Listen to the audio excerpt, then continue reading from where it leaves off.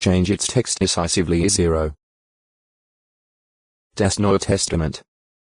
Zuval Diaresis Assig Diaresis Belief that the New Testament. Reliably transmitted, Stuttgart, 1986, pages 27, 28. The extant manuscripts of the Christian scriptures in Greek and other languages show textual variations. Variations are to be expected in view of human imperfection and the copying and recopying of manuscripts, especially by many copyists who are not professionals.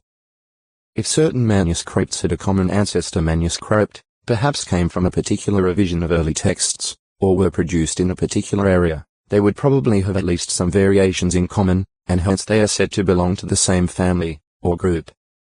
On the basis of similarity in such differences, scholars have sought to classify the texts into groups, or families, the number of which has increased with the passing of time, till reference is now made to the Alexandrian, Western, Eastern Syriac and Caesarian, and the Byzantine texts, represented in various manuscripts or in different readings scattered throughout numerous manuscripts. But despite the variations peculiar to different manuscript families and the variations within each group, the scriptures have come down to us in essentially the same form as that of the original inspired writings. The variations of reading are of no consequences to Bible teachings in general. And scholastic collations have corrected errors of any importance, so that today we enjoy an authentic and reliable text. Since Westcott and Dort produced their refined Greek text, a number of critical editions of the Christian Greek scriptures have been produced. Noteworthy among them is the Greek New Testament published by the United Bible Societies, and now in its third edition. Identical in wording is the 26th edition of the so-called Nestle-Aland text, published in 1979 in Stuttgart, Germany. See Christian Greek Scriptures. Manuscripts of Hebrew Scriptures. There are possibly 6,000 manuscripts of all or portions of the Hebrew Scriptures extant today in various libraries. The vast majority contain the Masoretic text and are of the 10th century CE or thereafter. The Masoretes of the second half of the first millennium CEO text or acute Muritra Longo manuscripts of the Bible 315 Egypt and preserved at Cambridge, England.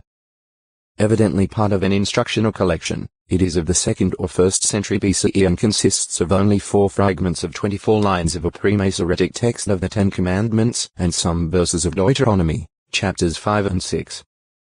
Since 1947 many biblical and non-biblical scrolls have been found in various areas of the Dead Sea, and these are referred to generally as the Dead Sea Scrolls. Most significant among them are manuscripts discovered in a number of caves in and about the Wadi Qumran Nihal Qumran. These are also known as the Qumran texts and evidently once belonged to a Jewish religious community centered at nearby Qumran Horvet Qumran. The first discovery was made by a Bedouin in a cave about 15 kilometers 9.5 miles of Jericho, where he found a number of earthenware jars containing ancient manuscripts. One of these was the now renowned Dead Sea Scroll of Isaiah 1 Kissa, a well-preserved leather roll of the entire book of Isaiah, except for a few gaps. Picture, Volume 1, p.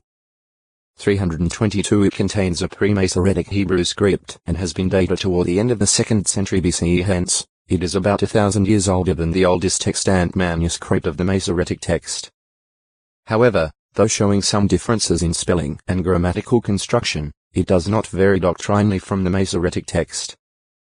Among the documents recovered in the Qumran area are fragments of over 170 scrolls representing parts of all Hebrew scripture books except Esther, and in the case of some books, more than one copy exists. These manuscript scrolls and fragments are believed to range in date from about 250 BCE to about the middle of the 1st century CE, and they exhibit more than one type of Hebrew text, such as a Proto-Masoretic text or one underlying the Greek Septuagint. Studies of such materials are still in progress. Among notable vellum Hebrew manuscripts of the Hebrew Scriptures is the Cairo-Quran Codex of the Prophets. It contains the Masorean vocalization, and its colophon indicates that it was completed in about 895 CE by the noted Masoret Moses ben Asher of Tiberias. Another significant manuscript of 916 CE is the Petersburg Codex of the latter prophets. The Aleppo Sephardic Codex, once preserved at Aleppo, Syria, and now in Israel, until 1947 contained the entire Hebrew Scriptures.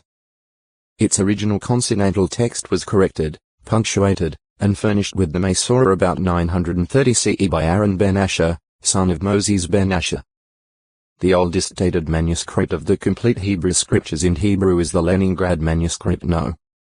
B19a, preserved in the public library in St. Petersburg, Russia. It was copied in 1008 CE from the corrected books prepared and annotated by Aaron ben Moses ben Asher the teacher. Another noteworthy Hebrew manuscript is a codex of the Pentateuch preserved in the British Library Codex Oriental 4445, consisting of Genesis 39. 20 to Deuteronomy 1. 33 except for New 7. 46-73 and 9. 12. 10. 18, which are lacking or have been supplied by a later hand and probably dating from the 10th century CE. Many manuscripts of the Hebrew scripture portion of the Bible were written in Greek. Among those of particular note is one in the collection of the Fuad Papyri Inventory number 266, belonging to the Société Égyptienne de Papyrologie, Cairo.